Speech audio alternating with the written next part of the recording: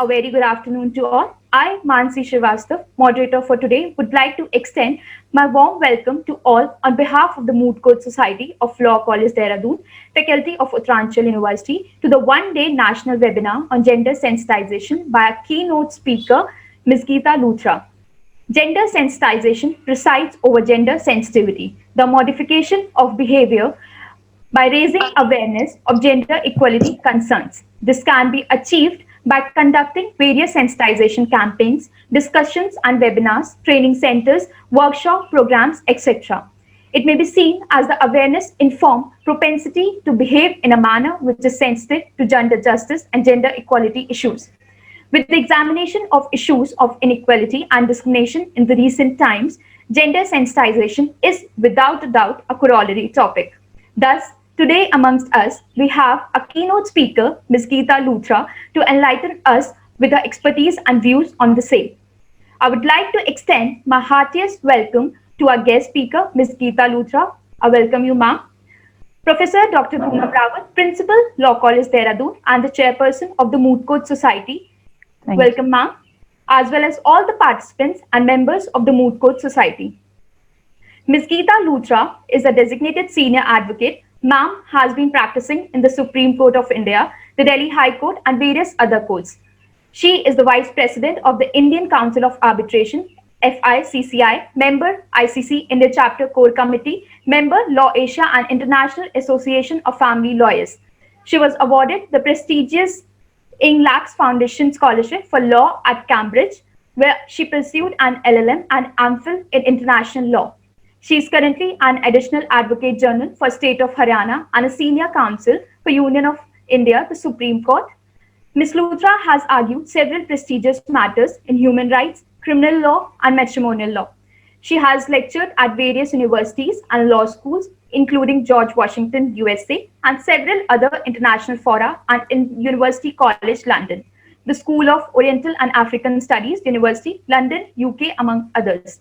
She has landmark judgments in various fields and has successfully defended the rights of several members of society, including women, children, and transgender.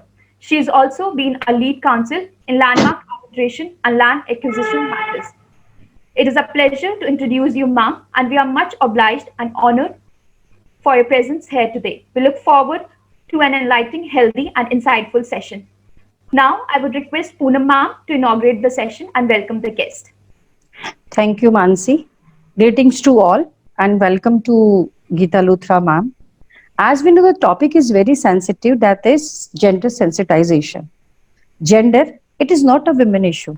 It is people issue. Gender is socially learned behavior based on social expectation from an individual. That is the reason it varies across the world. We all know it defines the characteristics, position, and role of every individual in all social responsibilities. Now, what is sensitization? Sensitization is the most effective way to change the behavior of people, as it is a non-confrontal approach of reform.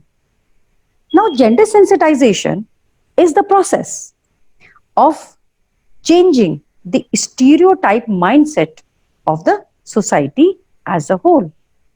It is the undue pressure on every individual to live up to the established norms of the society. Gender sensitization increases the sensitivity of people at large, and it also helps to generate respect for individual irrespective of their sex. If we want our society to be progressive, then we must recognize one thing, and that is society comprises of different people of equal values. So their role is not important, as it can differ from society to society. But one thing is universal, and that is everyone have equal relevance. So our decisions and actions that influences our lives must be in the backdrop of gender sensitization.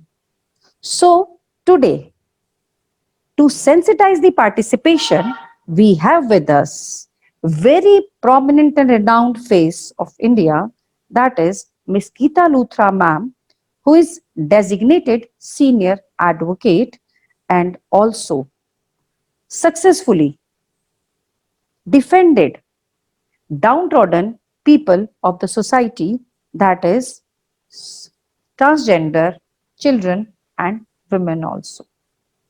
So, without taking much of the time, I welcome you, ma'am, from the bottom of my heart on behalf of Moot Court Society of Law College Dehradun and faculty of Uttaranchal University to enhance our knowledge profoundly on the subject which is of utmost significance in the present time. I once again welcome you, ma'am. Thank you. Over to Mansi. Thank you, ma'am. Now I request Geeta ma'am to begin the session. Over to you, ma'am. Thank you so much. Thank you for having me. So the first aspect I want to speak when I address about gender sensitization, I was wondering what you all think when the subject gender sensitization comes to your mind. One aspect of it is, of course, gender justice. Now, how do you assure gender justice? So, some aspects I will talk of gender justice, but essentially, this talk is not going to be only about gender justice, it's going to be about gender sensitization. And also consider who needs to be gender sensitized. So obviously, all of us need to be gender sensitized.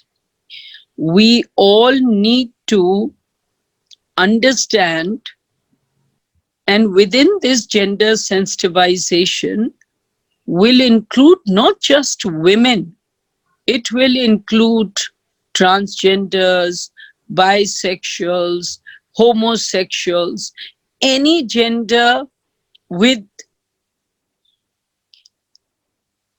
any issue would be relevant to look at how we should approach this as a human issue, as a human rights issue.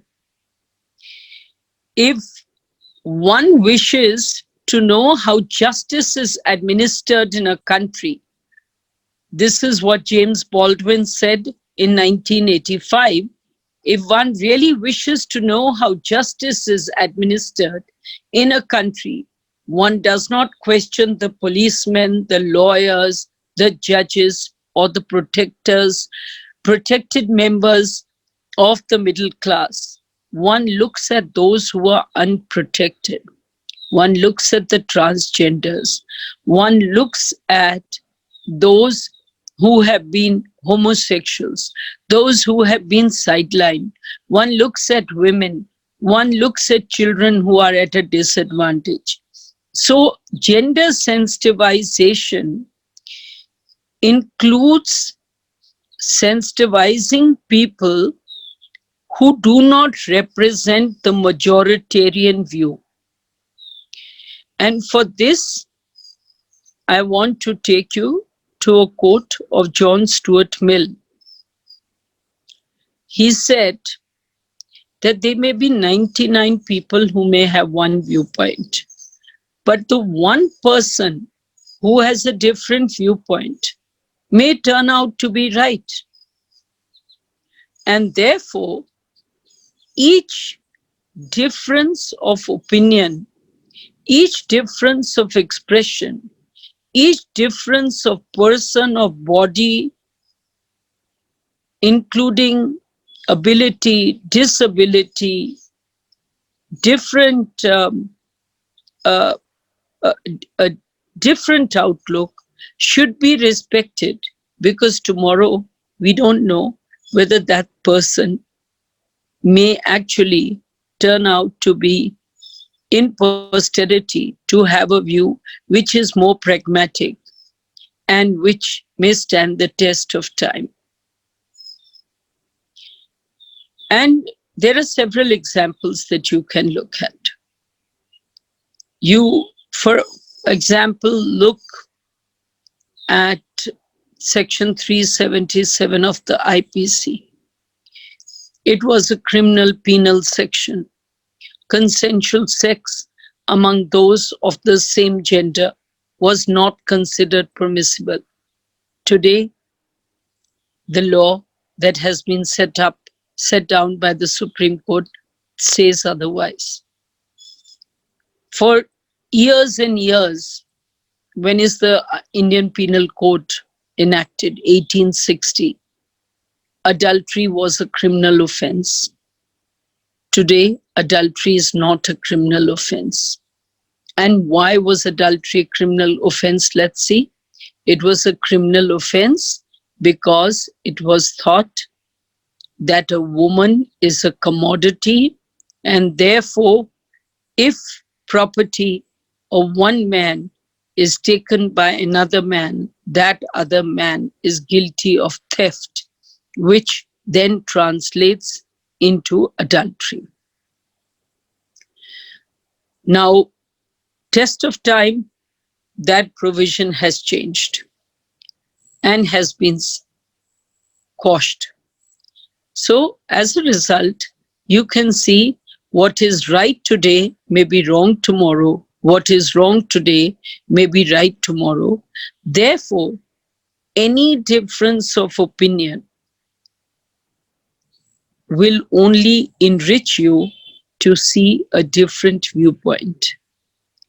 Let us make ourselves tolerant human beings, tolerant to difference of opinion.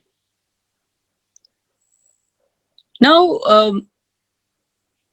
if we look at the difference between men and women, the question that will arise is, why do we discriminate against women? So originally, it could have been that in the law of the jungle, might was right.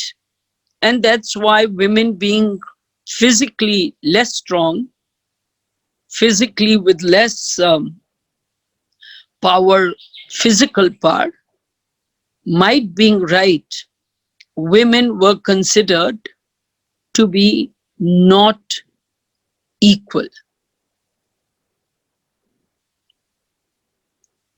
Clearly, we don't believe in the law of the jungle today. We don't believe in might being right.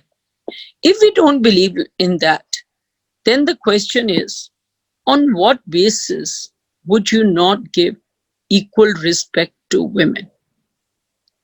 So let's look at it traditionally.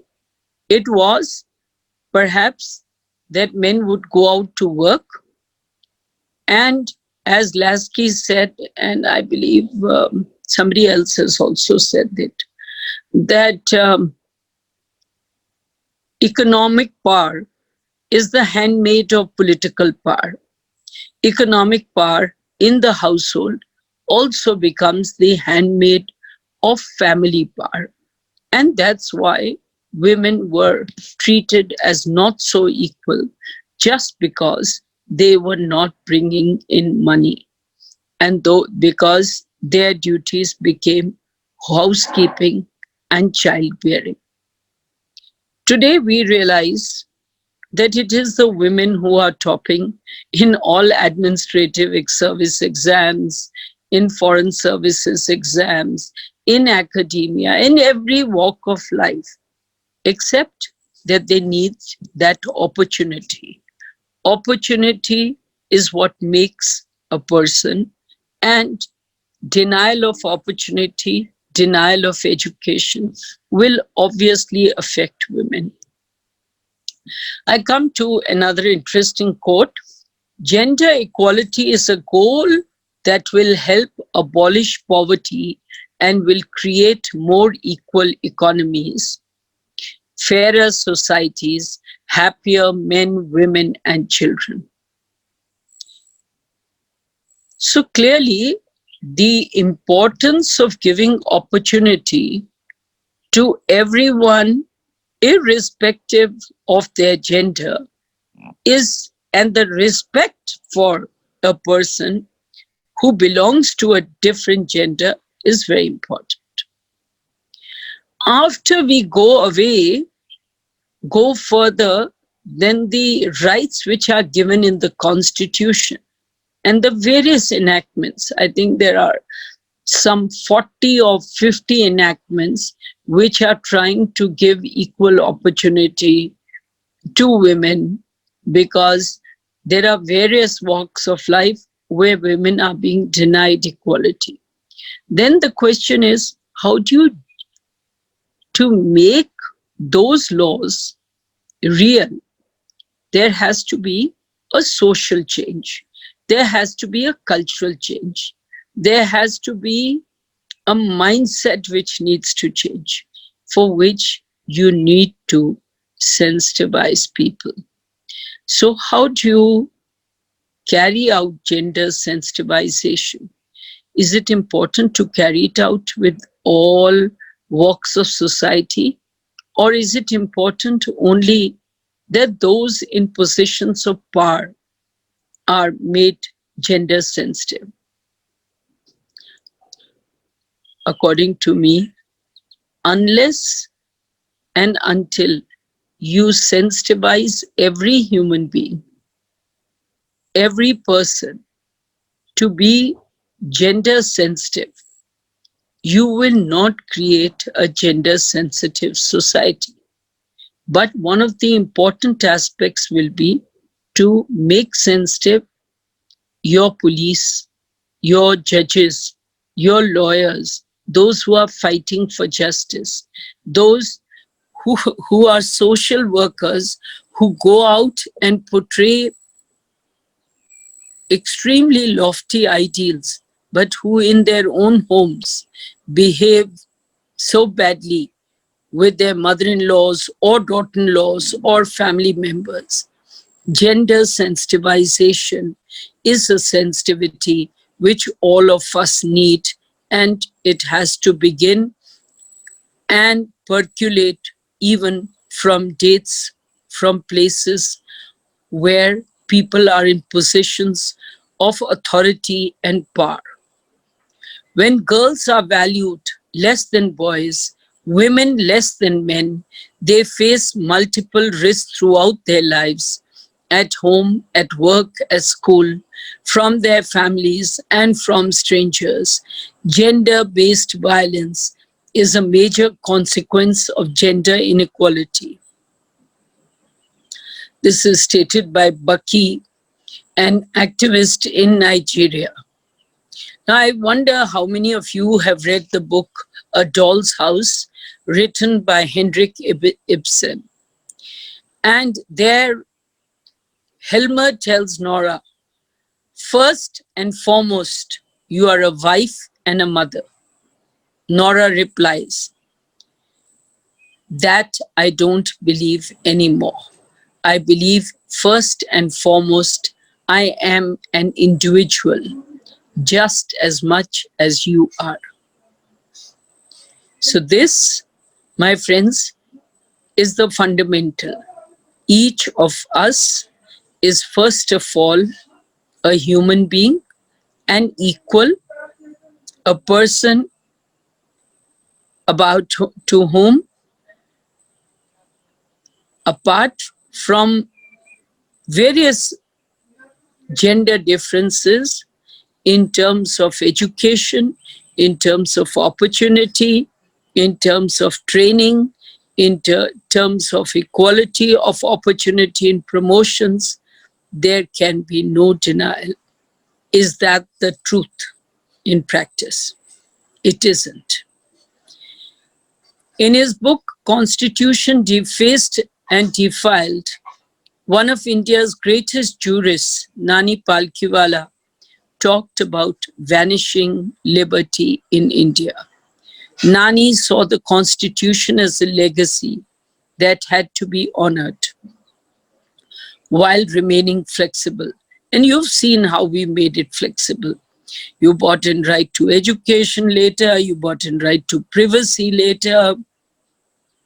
Now with several rights of data protection. So you brought in, you're bringing, you're developing. It is not static, it is flexible. We have to grow as human beings. We have to become more open-minded. We have to start guarding more and more rights. We have to become more liberal if that's possible. We have to widen our horizons. Our thought processes and our minds should not be narrow or restrictive. As human beings, the world is our oyster. And that is true for both men and women. Quoting Thomas Jefferson, Nani Palkhiwala said that the Constitution must go hand in hand with the progress of the human mind.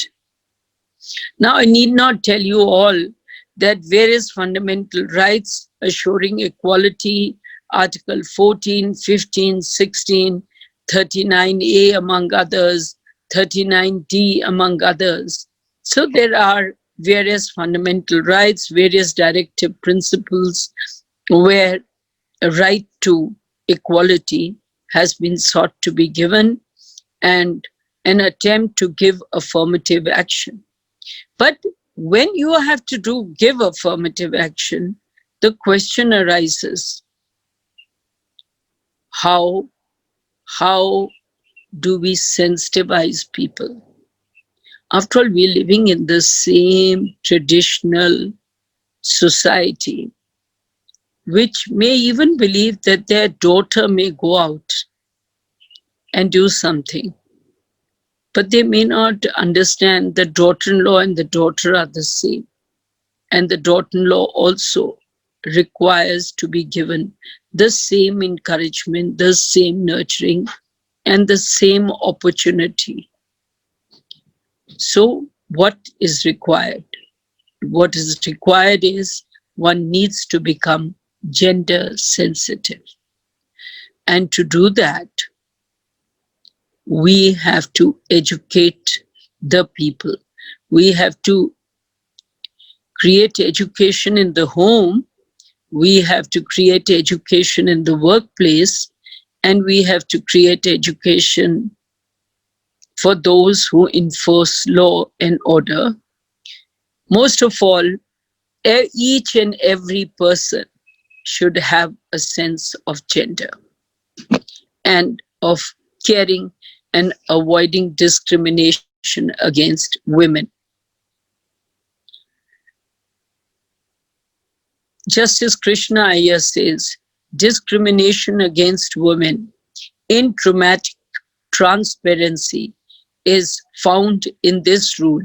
If a woman member shall obtain the permission of government before she marries, the same risk is run by government if a male member marries. This was when women from the Indian Foreign Service were denied promotion if they got married. And she had to, when she joined, she had to give an undertaking that if she got married, she would resign from service. I may be mistaken, but if I recall correctly, that when I was, before going to Cambridge, we were looking at Tata Consultancy Services at that time, or was it TIS? And even there was some such similar rule. And we were so shocked because what happens is that who is making the laws? The people who make the laws are people whose gender sensitivity may not be as acute as you may want. So the laws then turn out to be discriminatory, and that further perpetuates the discrimination. So the Supreme Court struck it down. Fortunately, for government service, this is possible to be turned down, even though In private jobs, it's very difficult to lay your hand, and there is no such principle of being able to enforce your fundamental rights except to a limited extent. So, in the Ontario Law Reforms Commission, Judge Rosalie Abella says the dynamic nature of equality. Every decision maker who walks into a courtroom to hear a case is armed not only with the text, but with a set of values, experiences, assumptions that are thoroughly embedded. So the question then is, I may, in my constitution, say that you will not discriminate against scheduled caste and scheduled tribes. But in my social ethos, I may see in my village discrimination, and I may get inborn into it. There may be an invidious, invisible impression on my mind, even though my education does not say so. But my environment teaches me. So we have to create an environment which is healthy. We have to create an environment which will not discriminate on the basis of gender or caste or color or creed or community or religion. So how do we make sure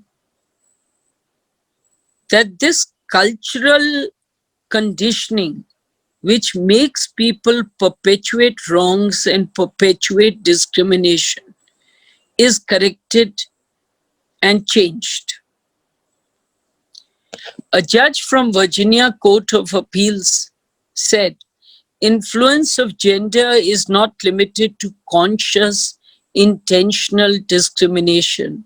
More often than not, it is unconscious or subconscious discrimination that occurs because we look at individuals based on stereotypes that we have accurately or inaccurately assigned to one gender or the other.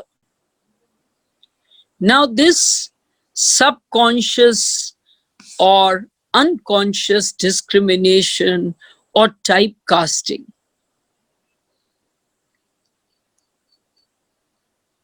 is something you may say, oh, so-and-so community, they are a bunch of people who drink too much, alcoholics. Oh, so-and-so woman, therefore she may be doing X thing wrongly. She's a woman, she won't be driving brilliantly. So these gender stereotypes come very invidiously into our mindset, because ultimately we are the creatures of what gets into our minds, either consciously or unconsciously. And we have to guard against that. And we have to prevent that. So one of the aspects that is being done a lot in the US is this continuous education. So all the time, judges and lawyers are being asked to go for training programs, to continue education, to learn new things, to imbibe new knowledge. So what is the purpose of all this? Purpose is, for example, to make you sensitive to what is the change in values. What is the ethos, and how to make people gender sensitive. So these are various things why why we have continuing education for lawyers and judges. It's slowly percolating into India. We have various judicial academies.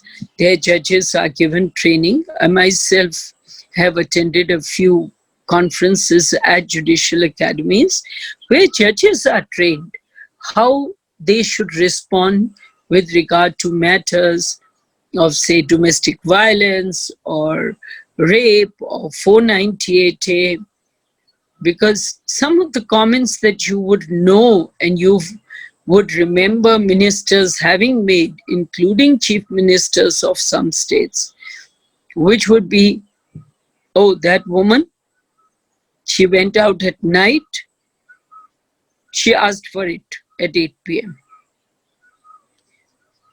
That woman went out scantily dressed, she asked for it. So these are gender insensitive, stereotyping cases which are completely misconceived and show that a person lacks human values. They lack the respect for dignity of any person, however they may choose to go, wherever they may choose to go, however they may choose to exercise their rights of travel or transport or dress. So what do? You come across so many ministers, so many politicians, so many in the police, making this horrible excuse that this person wasn't dressed appropriately, so she asked for it. And sexist comments. So we have to sensitivize our citizenry to an extent that these gender typecasting and gender insensitive statements, gender damning statements are not made. One of the Chief Justices in New Jersey in the US says we should investigate the extent to which gender bias exists in the New Jersey judicial branch and to develop an educational program to eliminate any such bias. Now, isn't it interesting how many Supreme Court judges has India had? In fact, Justice Bhanumati is going to be retiring. Either she's just retired this week or will retire. At present, we have, I believe, 2 women judges, Justice Bhanumati and Justice Indra Banerjee, in the Supreme Court. And can you believe in these 70 years, we've had only 6 women judges in the highest court? And to my mind, there is Justice Indu Malhotra also. So I mean, this Supreme Court is perhaps exceptional. We've had 3 women judges. And I'll talk about a rape case which was decided by the Delhi High Court, where even after saying it is State versus Pankaj Chaudhary, where it reversed a decision of acquittal of 4 accused and confirmed the conviction made by the trial court, because the High Court failed to appreciate the evidence of the rape survivor, and some of the aspects were external injuries. Now, external injuries for a rape victim are not really important. You also know this, that you don't really require corroboration except that there is, it shouldn't, the testimony shouldn't be flawed in many ways. And even if a person is entitled to or is habitual to sexual intercourse, that should not result in any inference against that person. And as a result, and even though Supreme Court has said this again and again, and the Constitution and the IPC has been amended to this extent, this whole thing about a woman lying about whether she was used to sexual intercourse or not, or it's a woman of easy virtue, should not be an aspect which should be relevant for women to be considered whether they were in fact raped as a prosecutrix or the rape did not happen. So the only aspect in another case was the prosecutrix said that she was a virgin, but the evidence supported the fact that she was not a virgin. And that was the reason that the court did not believe the woman. Now, I am not commenting on the merits of the case because it's by the Supreme Court. But we must realize that her saying that she was a virgin or not a virgin was wholly irrelevant to the rape, because maybe because she was unmarried, socially for her to accept that she was not a virgin may have been something which may have been difficult.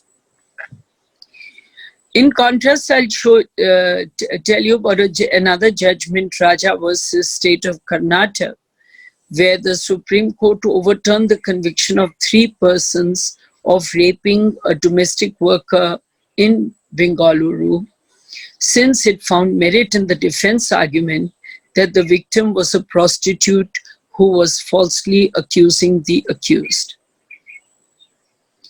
So the court felt that her conduct had been unusual, that she was separated from her husband for 1.5 years. She didn't behave like a victim of forcible rape. She didn't rush into the matter. Now, there is some merit, which we may say, in cases like this, because coming expeditiously to make a complaint is considered one of the hallmarks of a truthful complaint. But at the same time, the delay can possibly be explained. So while expedition is important, Indian courts have mostly accepted the explanation of an alleged victim of rape, even if her complaint is highly belated, which is unlike most foreign countries.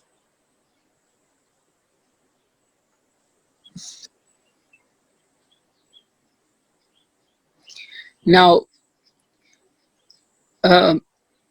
interesting perspective on gender-sensitive statement. In fact, there was at one time a lot of furore. If you recall, one of the benches in the Supreme Court had said that rape charges be dropped because the accused person had married or offered to marry the rape victim and finally got married to her. There's something like that which is coming to my mind. But that cannot be considered acceptable. And that's why you need training for gender sensitization. Justice K. Bhaktavatsal, a Karnataka High Court judge, while hearing a case where a woman said that her husband was being cruel to her, abusing her, and beating her, the judge said, and this will shock you, women suffer in all marriages. You are married with 2 children and know what it means to suffer as a woman. Yesterday, there was a Turkey couple who reconciled for the sake of their child. Your husband is doing good business. He will take care of you. Why are you still talking about his beatings? This is scandalous. And I won't name the judge, but a Dwarka court also said something which was equally abhorrent. Girls voluntarily elope with their lovers to explore greener pastures of bodily pleasure and return to homes. They conveniently fabricate a story of kidnap and rape in order to escape harsh treatment from their parents. The girls are morally and socially bound not to indulge in sexual intercourse before a proper marriage. And if they do so, it will be at their peril. So, of course, the morality, the social ethos is different from what many young students and children may believe in. But the expression is what the result, of course, in a case like this was that the court said that she can't come back just because her parents are forcing her to make a rape case when she had left of her own free will with the boy that she liked. But to call it greener pastures of bodily pleasure is not a very sensitive or well-stated statement.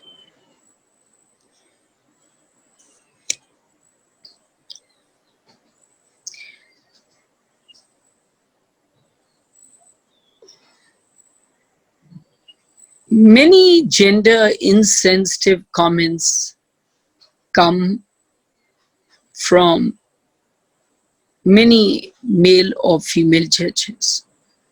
The concept that is there that if there's a female judge on the bench, then such gender insensitive statements would not be made. I don't agree with this. I think we need education so that both men and women who are judges don't make gender insensitive statements. If a person has been culturally trained to be abusive and doesn't want to be abusive if a woman is present, he may still continue to be gender abusive even if a woman judge is present, if his cultural training is to the contrary. He may do it by inadvertence, but he may do it. So the concept and the important aspect is to teach a person to be sensitive. I find it very ridiculous that someone says that a woman's case would be best adjudicated if the bench is an all women's bench. The steno is a woman, in a rape case, the clerk is a woman, the judge is a woman in some of these Mahila courts. I'm sorry. I should expect justice whether it's a man or a woman sitting on the bench. Would a man be able to say, I'm not going to get justice because a woman's sitting on the bench? Then a woman can't say that because a man is sitting on a bench, he won't be fair to me. What is required is that either all of them have to be trained. They have to be sensitized. They should know what to say or do. Now, it appears that after 2013 criminal law amendment, um, there has been a little improvement, because after the Nirbhay case, the forefront by to which Nirbhay's case brought rape matters and how they were being treated, as well as the J.S. Verma committee, show that over a period of time, this rape has come on a center stage, resulting in a more sensitive behavior by judges. Same thing should actually not come from a case or from people coming on the road or people having torches and protesting. It should come by the fact that one should be culturally sensitive and one should be trained perpetually to be sensitive, both judges, lawyers, and those who have a role in the criminal justice system. So I had made a slide for all of you, but I couldn't share it because of some problem with the Zoom. And one of the aspects is there is this woman who's undergoing imprisonment for jail, as you could not prevent your husband's chicken from trespassing on your in-laws' farm. And she said, well, my babies were sick. I was preparing to take them to a hospital. I was preparing food. I'm going to deliver in 2 weeks.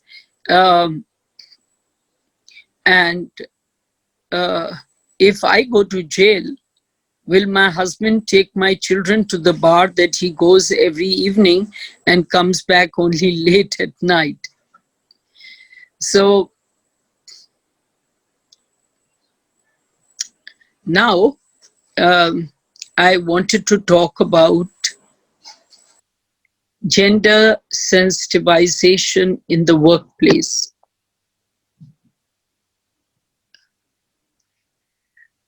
Why are so many people afraid of letting their family members go to work? Because they feel that other men will look at them that in an improper manner.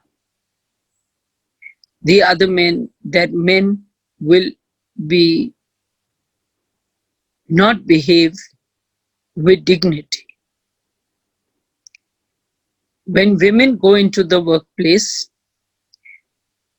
because of various reasons, they also are subject to gender insensitive material. They are subject to sexual harassment in the workplace. So one of the places where you need the greatest gender sensitization is in the workplaces. They have to have regular programs such that people are trained, that those employed who are under them, their equals, who have to answer them in some way, are given due respect and dignity. So after the coming into force of gender, the Sexual Harassment in Workplace Act, matters are improving, though very slowly. Supreme Court's being petitioned time and again. It started with Vishakha's judgment. In Medha Kotpal, Supreme Court again sent this and has been trying to ensure that each workplace has a sexual harassment committee, which is already in place. But the fact is that over a period of time, we are improving, but still gender-colored remarks are and can be made. And one of the prime examples is a case which you would have read, Rupan Deol's case. She's KPS Gill she was, I think, in the IS, and KPS Gill was IG. I think he was Punjab Haryana IG. It's a famous judgment of the Supreme Court where he pinched her on the bottom, thinking that he's being playful or funny or friendly. Now, this is completely unacceptable. And this case resulted in a conviction in Supreme Court.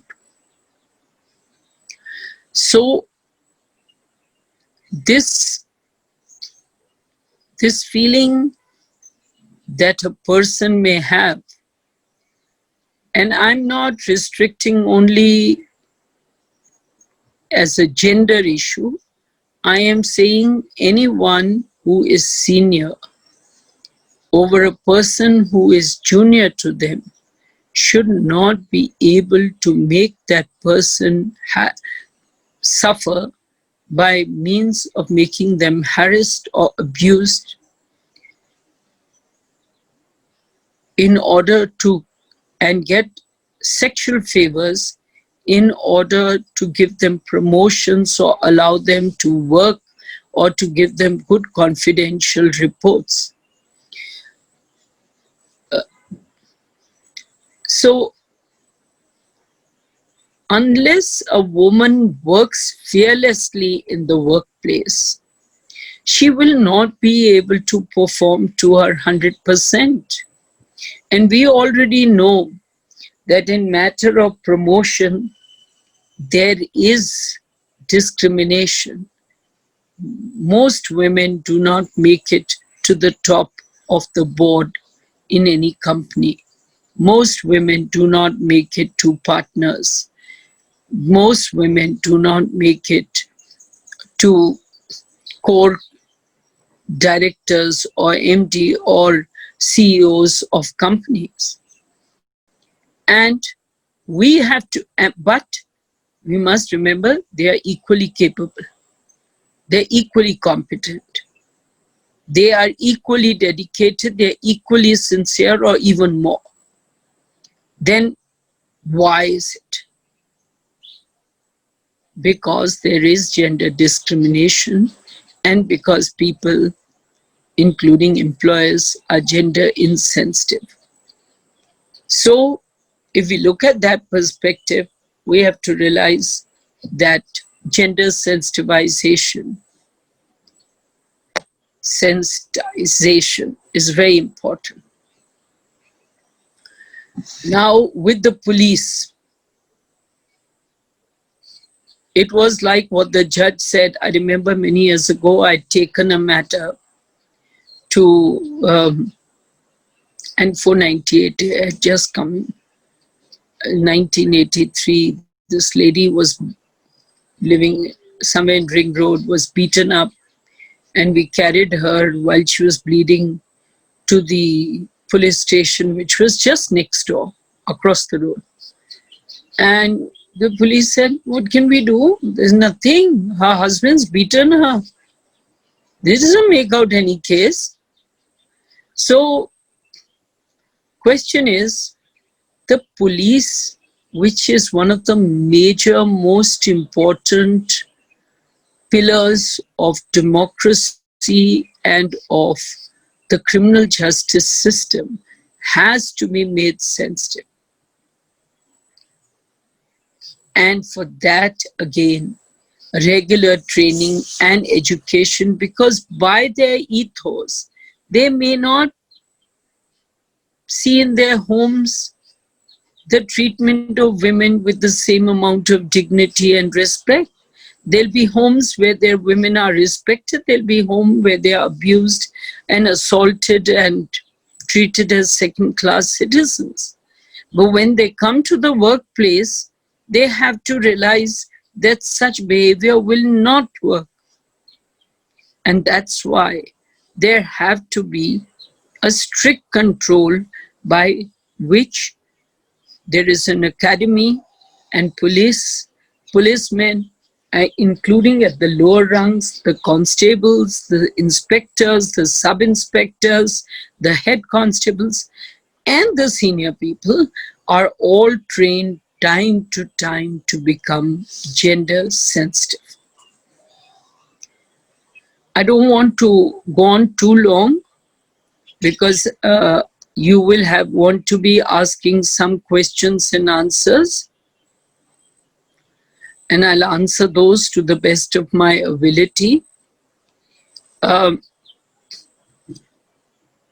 of the important aspects is have gender balanced teams, have representative teams. If you're even taking a viewpoint, suppose it's on a change of law, and I take only the perspective of what is my perspective. I only call those 5 people in the committee. That meeting is counterproductive because I'm not getting different viewpoints or diverse viewpoints. So, similarly in matters of gender, what you need is a very gender balanced team. Various countries of the world, they feel is coming, for example, in arbitration, that there should be more and more women arbitrators. I'm sorry, India's nowhere near that. India's nowhere there near coming to such objectives or thinking in that ethos, that in our companies, in those committees, there should be women representation. And that is important if we want to bring balance to our society.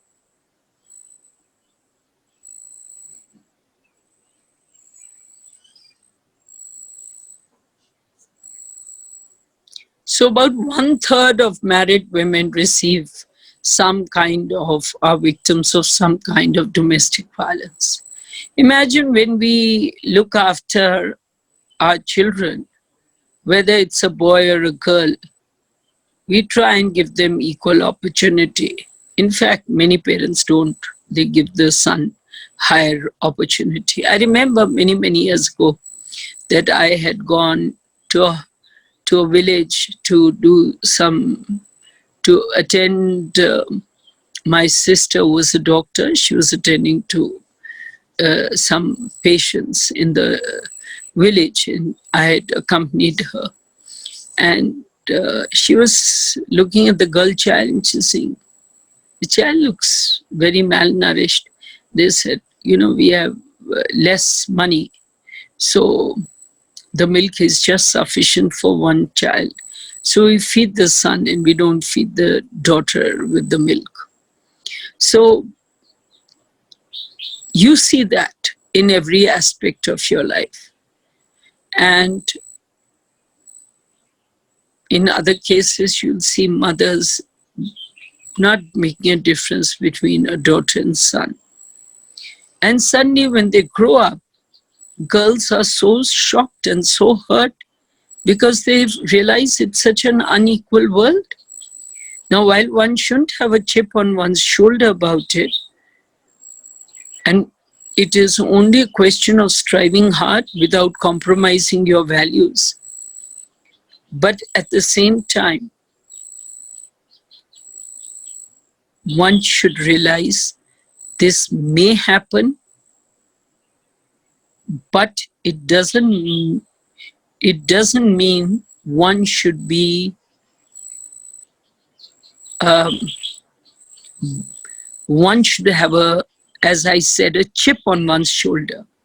It should not make your viewpoint as a woman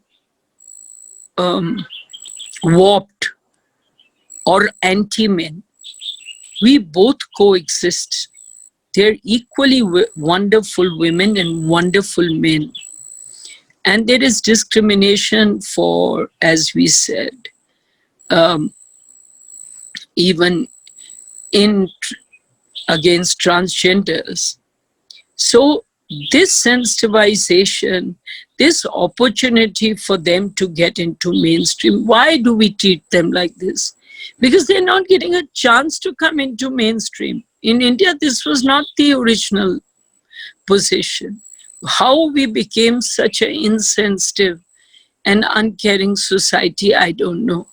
But once we start absorbing them in mainstream and accepting that they are just one of us, we would be in a much better space, a much more humane space. And we would be able to live at peace with ourselves. With this, let me end, because I can keep going on, but I think I've exceeded an hour or almost an hour. I think I have another 10 slides left. I'm just going to leave them. Let me ask how you want to ask the questions, so that I can, if the person who's moderating orally asks me the question and I can answer that, is that good? Yes, ma'am, we'll be doing that. Okay. Thank you, ma'am, for sharing so much of wisdom and knowledge at this platform with all of us, and also for your time to indulge our inquisitive minds today.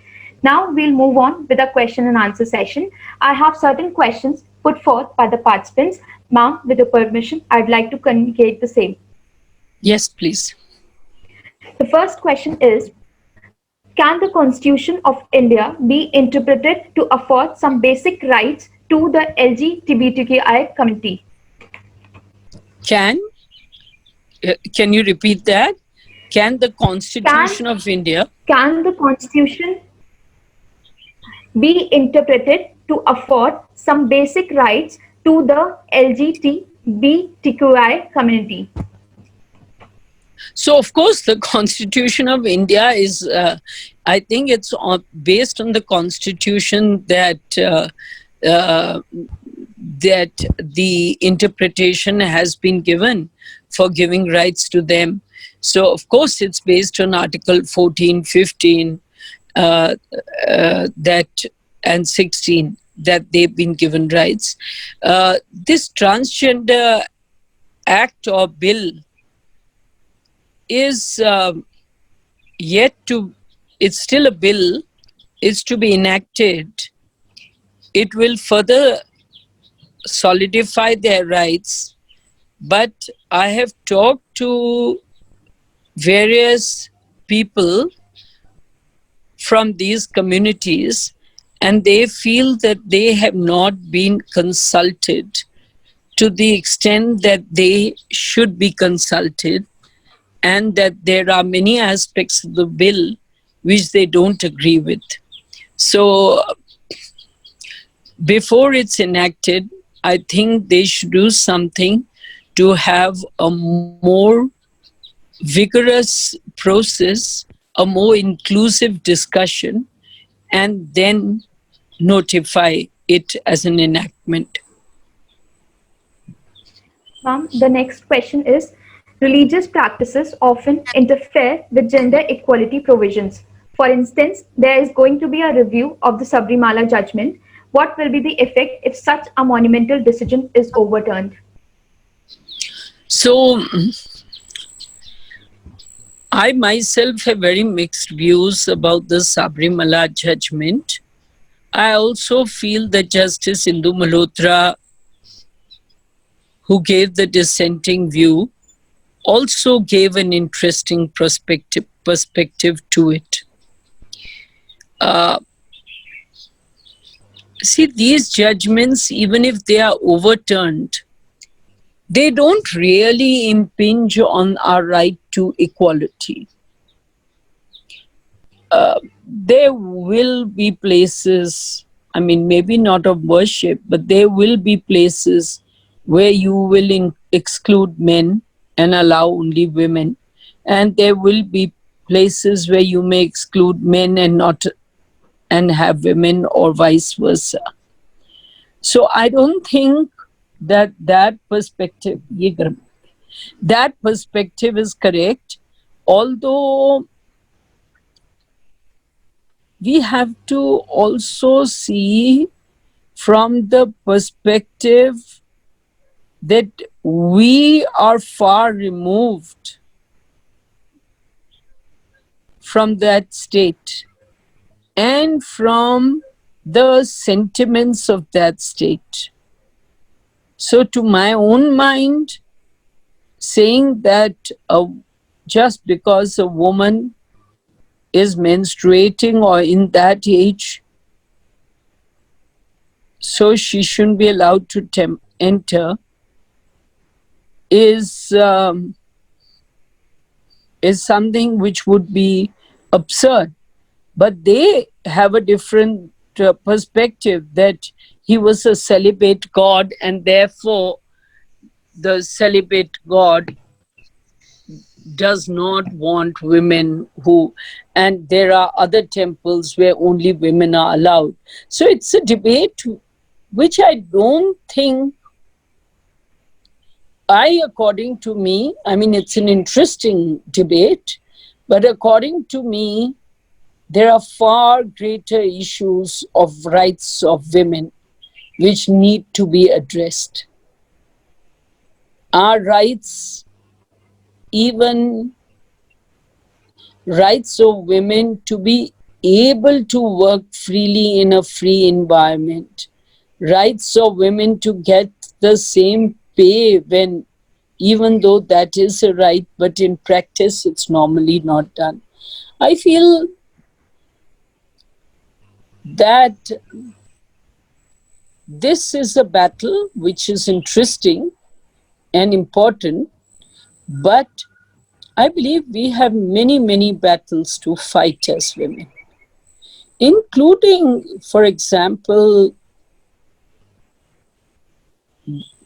recognizing the talent of our women, whether they are doctors or lawyers or businessmen or in corporate life or at home, where most working women, which should not be the case, but most working women are juggling family, child, work, home. So I think you need a lot of change. I don't want people to be stringent feminists.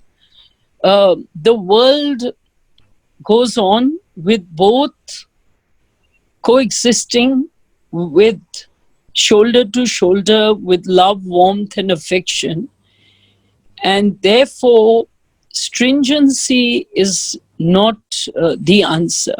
But at the same time, I would think that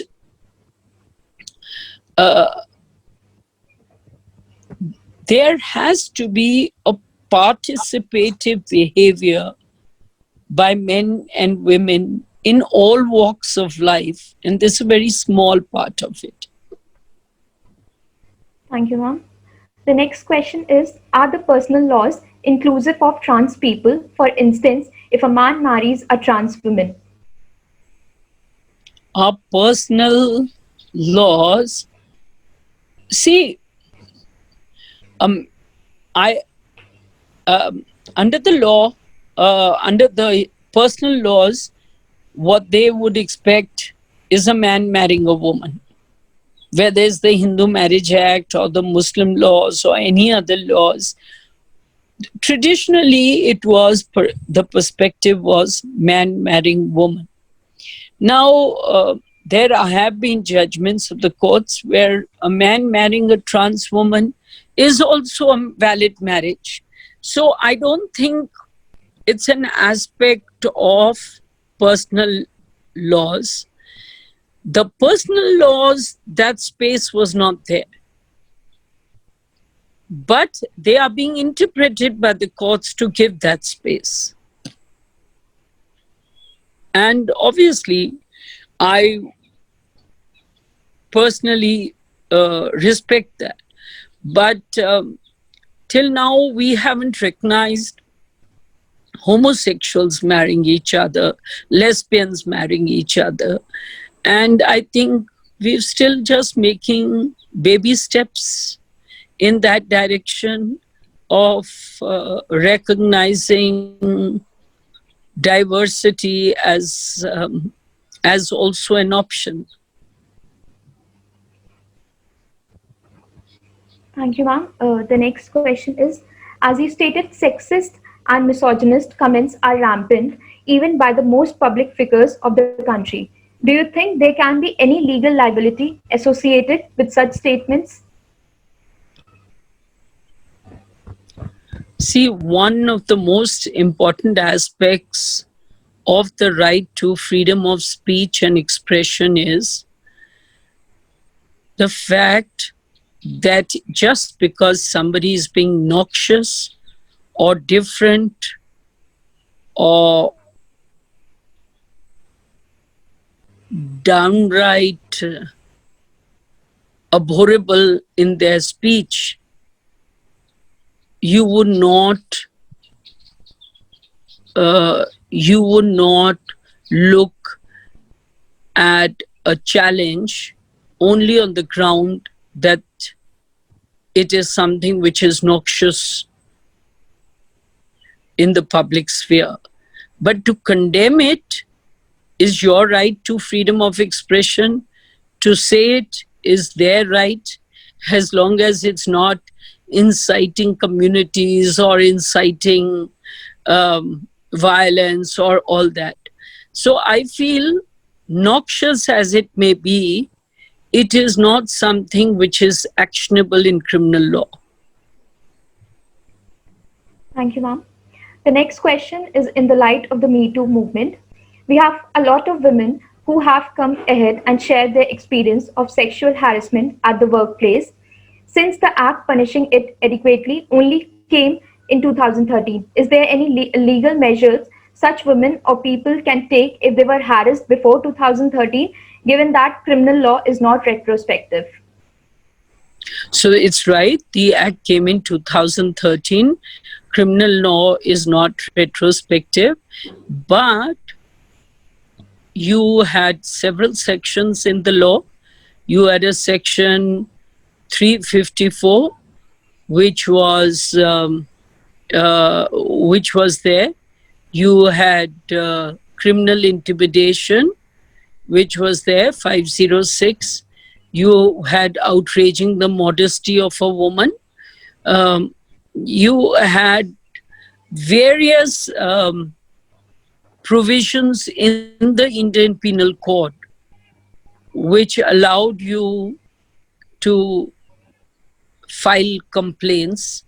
There was an aspect of being able to file a criminal complaint, or you take action at the workplace by filing. So even if there was no, Vishakha came into being in 1996, Justice Verma and Justice Kirpal's judgment. It's reported perhaps in 1997, but it's 1996, I think, that the judgment came.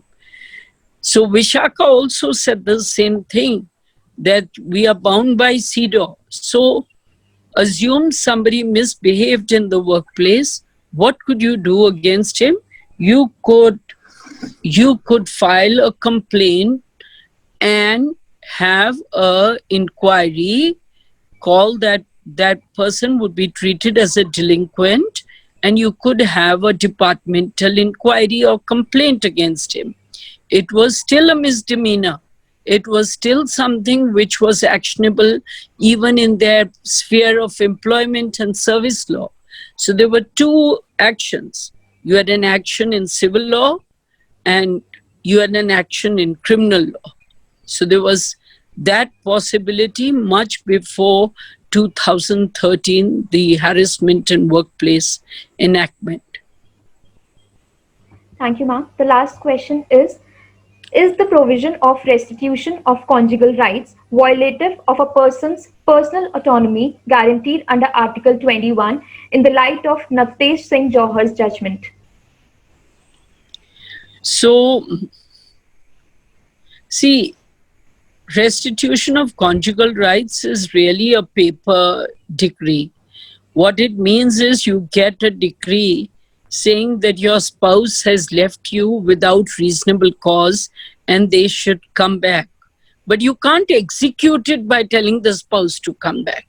The only way that you can further take action is that if you've remained separated from 1 year for more than 1 year after decree, then you can use that to get a divorce, which is like a no-fault divorce. So it's not something you can enforce. So in that sense, I don't think somewhere sooner or later it's likely to be, not be able to stand the test of time. I think it's like there is a possibility that it may be quashed somewhere in the future. But one has to remember it's a very antiquated concept and old law. So, I mean, if you don't want to live with somebody, you apply for a divorce. If you want to live with somebody, even if you have a restitution, that person not going to come back. You're not going to be able to execute it. But everybody, because it's there on the statute book, you can file it. But you can't execute it by forcing the person to come to live with you. Thank you, ma'am, for clearing our doubts. We look forward for many such encounters with you in future. Now, I'd like to request Mohammad Danish Khan, Vice President of the Moot Court Society, to deliver the vote of thanks. Thank you, Mansi. Having come to the end of today's webinar, let me, without further delay, propose a vote of thanks to everyone who made this possible. First and foremost, I would like to thank our speaker for today's lecture, Ms. Geeta Luthra, for enlightening us about the concept. Gender sensitization is the need of the hour, and awareness should be spread on the same as much as possible. Thank you, ma'am, for all the valuable thoughts.